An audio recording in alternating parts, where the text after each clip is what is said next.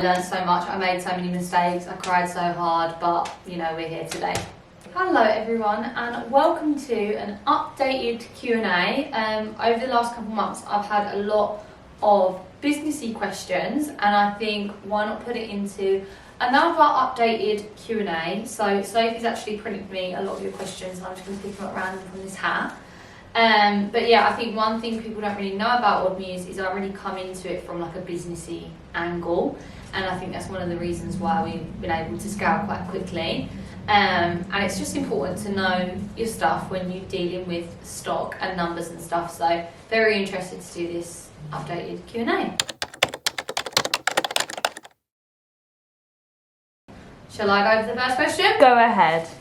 Oh, do you have a background in fashion and do you design the pieces yourself? So I have a background in fashion, but it's not extensive.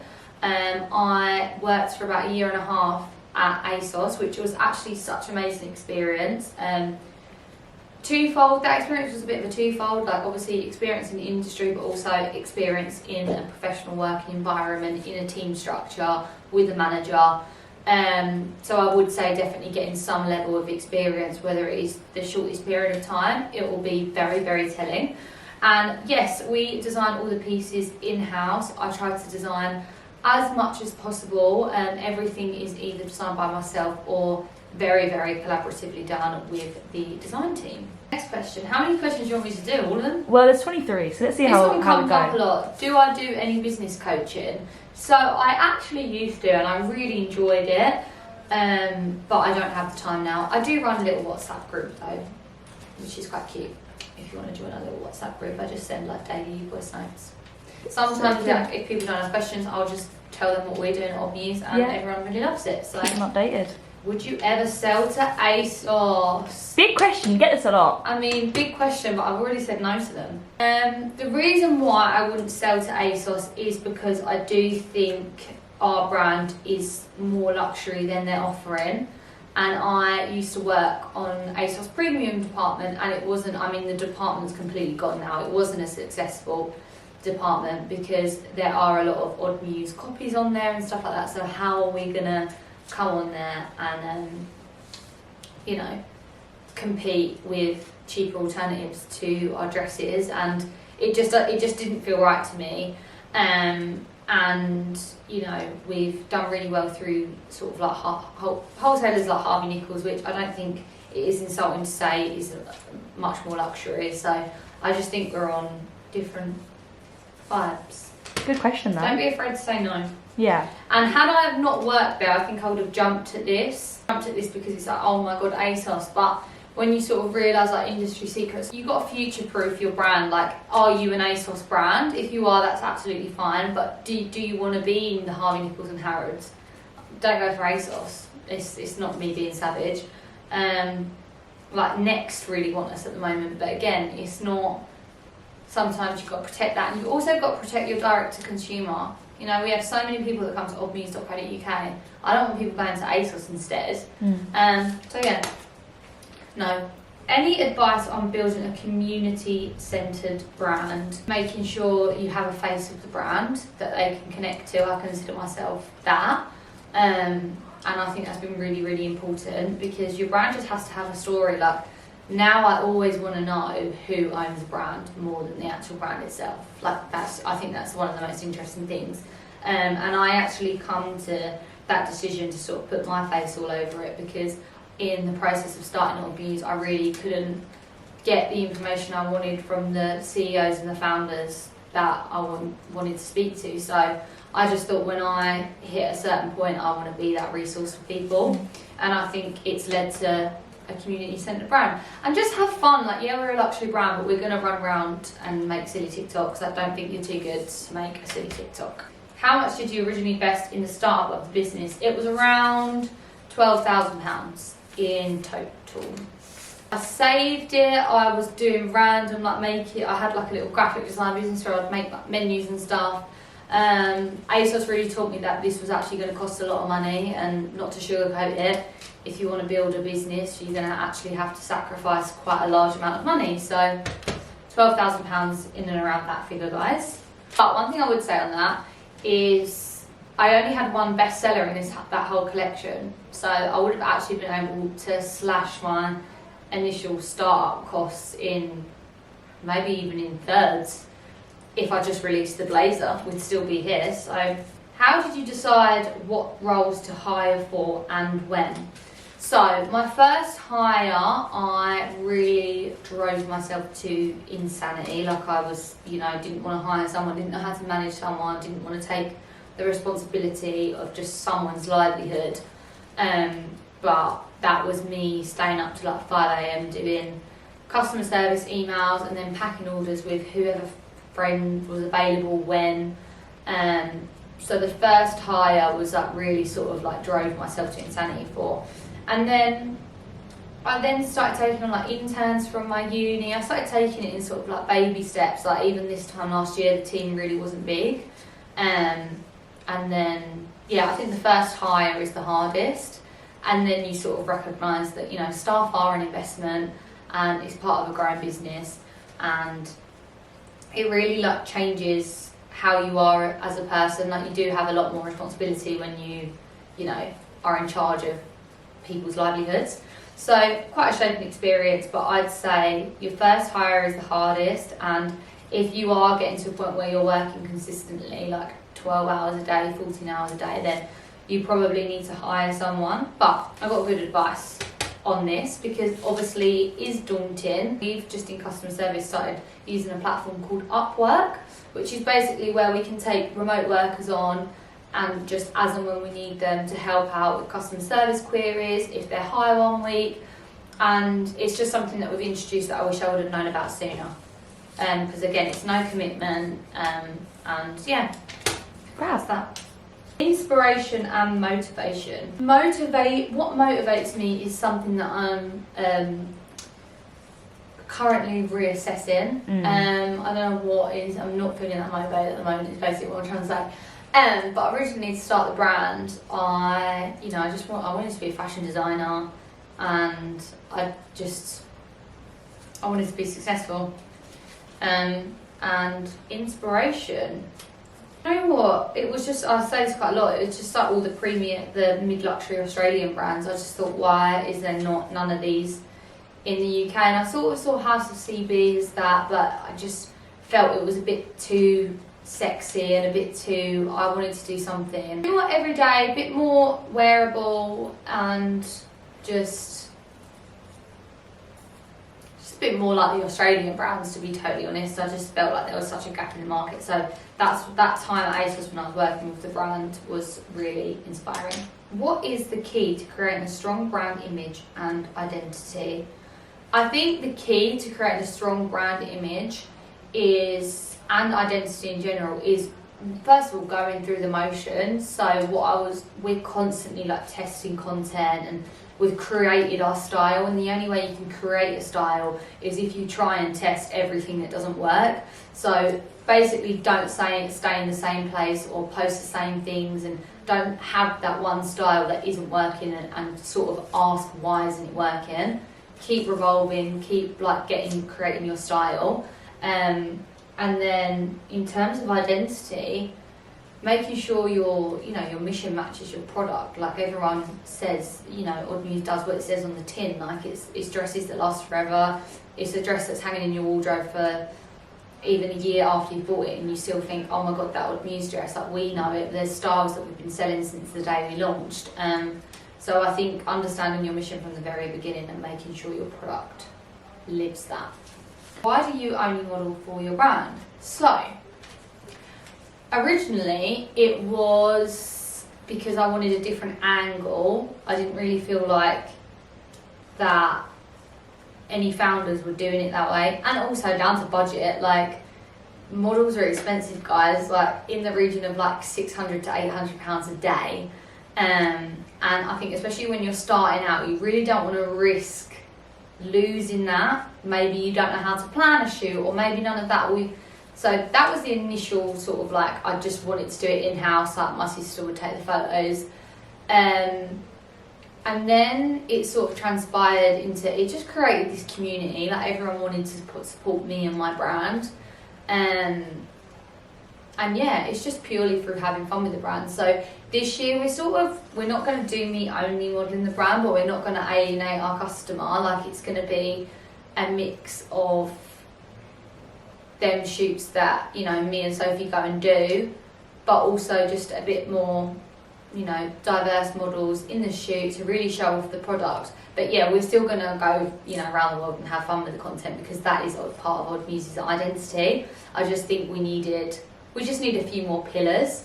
But yeah, it was genuinely by default, and it just ended up really, really working for the brand. And the reason why we probably didn't get as many different styles of content in last year was because we just scaled so quickly, and it was like we were shooting a week before launch, so it was also down to poor organisation, but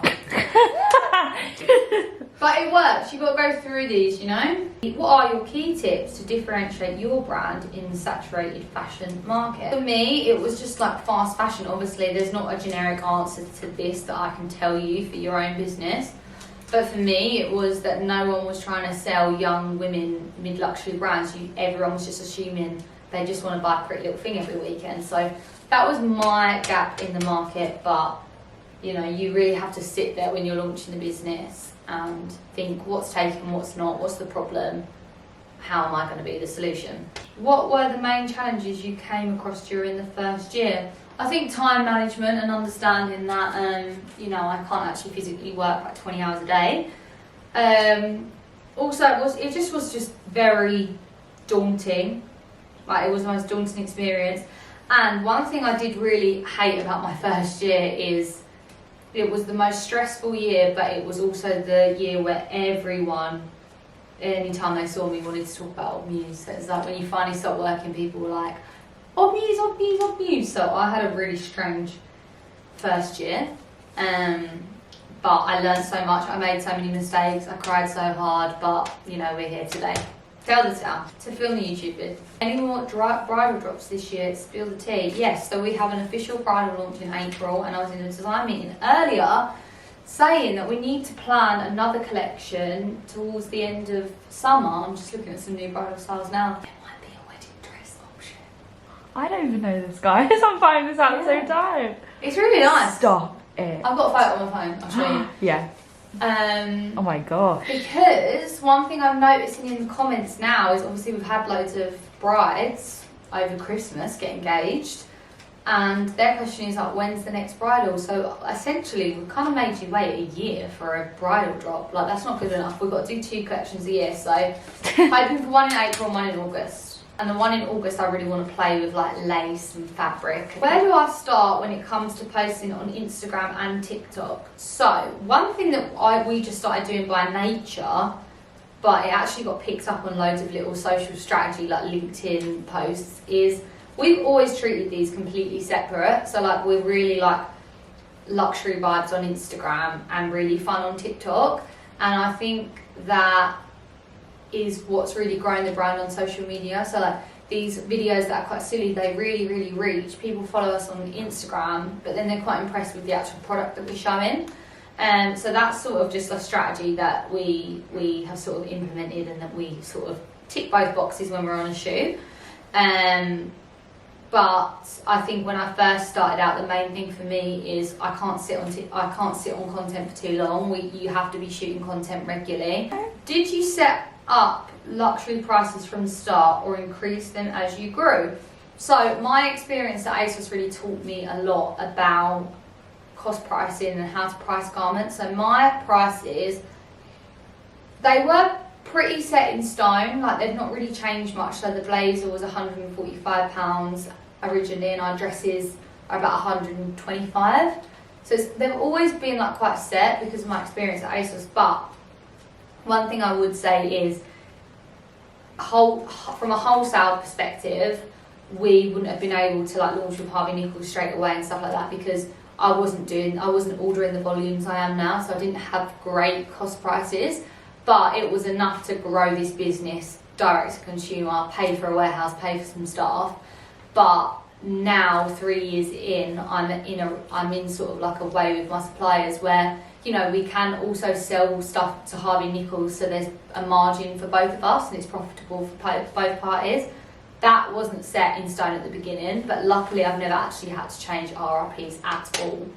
Can you elaborate on what you said in a previous video? Don't launch a brand. Oh god, what did I say? Don't launch a brand with only one product. What would you recommend? You have to have launches like rallied up. So we went through really stagnant periods sort of towards the end of last year, moving into 2023. And I just said to everyone, we need a launch every month, whether it's a full collection, whether it's a single dress launch, whether it's a different colour. There needs to be something exciting going on every single month for our customer that's already there, but also on social media for an excitement, for a launch, for whenever we're launching a product, there's conversation. So it's more so from a conversation point of view. So yeah, we plan our launches, like we're designing part like Christmas now and we're in January. And that, you know, it's cost us nothing to design them. They're sketched on a computer, so I would definitely have some launches done up. And that's why I sort of say that, because you are going to go through stagnant periods where you don't know what to do. You've got to protect your creativity. That might run dry, and you know, you've got all these people that were just going to get bored of your brand because you've not said anything else. So yeah, it's more for a conversational point of view. Financial mistakes, first years of Odd Muse.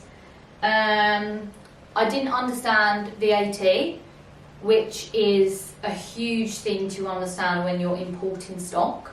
You will get huge bills when you import stock and don't know about VAT. Invested quite a lot in, you know, I got a bit happy and invested quite a lot in designs that didn't really work for me. And yeah, in the first year that was probably like not really knowing what to do with the investment, not understanding sort of like general business stuff in the UK, like tax, VAT, duties and stuff like that. Some pretty scary bills come through that were actually just I should have been warned for. One thing I've always said from my first year of Odd Muse is always have 3 months worth of costs, always. I have pots for everything. I have pots for 3 months worth of everyone's wages in a little pot. I had 3 months worth of office costs, 3 months worth of warehouse costs, 3 months worth of store rent. I've always got 3 of everything, and then that's when you know you can afford it. That's actually what I did with whenever I want to hire, like in the last quarter of last year, I mapped out everyone I wanted, especially like with senior people coming into the business that obviously are, you know, on a higher wage, they've been working longer. I really mapped out what that was going to look like monthly, and I started putting that away a month for my 3 months. Gosh, even people that weren't even there yet. Yep, and I did it with the London store. I sort of practiced paying that rent for like 3 months before, and then essentially, yeah, you can afford it then. How do you work out quantities for stock? This is a crazy question, guys. At the beginning, you will be told by your suppliers that you have to order 50 units at the minimum. Some suppliers, most suppliers are at 100 now. So originally it was just meeting minimums. Now we have stuff that obviously sells all the time, blazers, cap sleeves, strapless dresses. Now we actually work it out from like a merchandiser's perspective, which is a bit crazy to me because that's just so what we was doing at ASOS. But yeah, we'll basically look at like something called rate of sale, and we have this statistic called weeks cover, where I'll go into a document and it will say if I've got 500 cap sleeve dresses in stock, I've got a spreadsheet that will tell me, oh well, that's only 4 weeks worth of stock. If we're selling like over 100 cap sleeve dresses a week, so it sort of flags on the system that we need to order more when we get to about 12 weeks cover, because that will allow us to order more, ship it by sea. So yeah, it's all spreadsheet now, guys. It's all very profesh. Tips for TikTok engagement, please. Thing would just be like just having fun and trying everything. Yeah. Just keep going. Even if you shadow banned a few times. Yeah. We've been shadow banned. Save trending sounds, save anything, save really random things. I've noticed Sophie started doing that now, which I'm really proud of, because I always used to just write random stuff. Yeah. And every now and again it goes viral. You've got to be in it to win it. That's my biggest TikTok. Yeah. advice. You've got to be in it to You win just it. got to think, what are you giving the person? Like, are you educating them? No. Are and you don't like... sell. Like, do not sell your products on TikTok. I want to laugh, like I want to have fun, or I want to learn. So don't try and tell me that something's back in stock, because I don't care. That's it. How do you handle negative reviews and feedback? We only get negative reviews when it's actually valid, so it's normally around Christmas time when it's normally that like 2-week period after Black Friday when, you know, we're not getting returns done quick enough, or we're not getting orders out quick enough and stuff like that. So from that perspective, we quite literally handle them, like we get the staff that we need and stuff. But yeah, sometimes it gets a little bit like, you know, sometimes there's weeks in the year that you just can't avoid, and you just have to get on with it, to be totally honest. Like the Christmas before the one just gone, there was a huge like Royal Mail strike thing. I don't know if anyone remembers, like, but no one really cared about, no one really blamed Royal Mail. It was like people were literally going crazy at like businesses. So normally anything like negative review for us is normally something that's completely out of our control because of a third party person, whether it's Royal Mail, whether it's DHL, whether it's someone's stolen the parcel. It's more so that we don't get it on the product itself, which is a big slay. So yeah. What has been the hardest thing about owning a business? I would say just like having to be like really like I'm responsible for quite a big business that I never set out to have. So that's been quite a bit of a life change, I'm not gonna lie. She doesn't know what she's doing all the time. I feel like you always like think, oh, I want this to be really successful, but your mind can't really go to how big it's gonna go, because it's not like plausible yet. And then where it's just kind of skyrocketed in the last year, it's just a bit crazy. It's just a little bit crazy. But yeah, I probably find the hardest thing about that is just the frustrations around sometimes you don't know what you're doing, but also like juggling, you know, my own life. We're on the last question. Who made your first blazer? How did you find your manufacturer at the start? This is like loads of your Everyone things. Wants the manufacturing. Yeah. It's not that hard, guys, but I definitely had the same question burning when I was starting out. I knew I wanted to manufacture in China because a lot of luxury brands manufacture in China, and a lot of the brands that I was working with at ASOS, they were all the shipments were coming from China. Obviously China is a very big place, and there are, you know, there's areas of China where you can't manufacture, and it's sort of like where like places like Shein would manufacture, but on the complete other side is like the luxury provinces. So first of all, finding that out, and then it's literally just a case of having a conversation with loads of people, like I had an email template that I sent out to maybe 50 different suppliers, just saying like, I'm looking to start a mid-luxury brand, premium women's wear. It's not fast fashion. I need to see a SMETA or some sort of report on, you know, the ethics that you're running. A lot of the time when manufacturers are either SMETA approved or there's other sort of equivalents that basically just tick it off as a well-paid factory, working conditions is all good, and generally you know that that's more luxury, because the only way fast fashion can offer the prices that they do is because there's cheap labour, it's really bad working conditions, it's not a well-kept factory and stuff like that. So I wanted somewhere that I'm going to pay for all of that. You ask them, you know, minimum quantity orders, you ask them, you know, what brands they maybe work with now. Always ask for examples of stuff that they've made them, because a lot of factories will lie. And yeah, it's just a case of like just asking loads of questions and having loads of calls, and it's a bit tedious, but you've got to do it. And then in the journey of Odd Muse, we have actually had manufacturers reach out to us, and we just go through the same motions with them. So yeah, not as hard as you think. Google's your best friend, and yeah, ask people who else they work with, minimums and all stuff like that. Woo! So thank you very much for joining my little updated business Q&A. If there are any more questions below, let us know. I might not have hit a few topics. But yeah, I hope you enjoyed this. Next week will be the Paris vlog, because we're going to Paris next week. Woo! Just decided 5 minutes ago. And that's what happened to Odd Muse. Bye. Bye guys.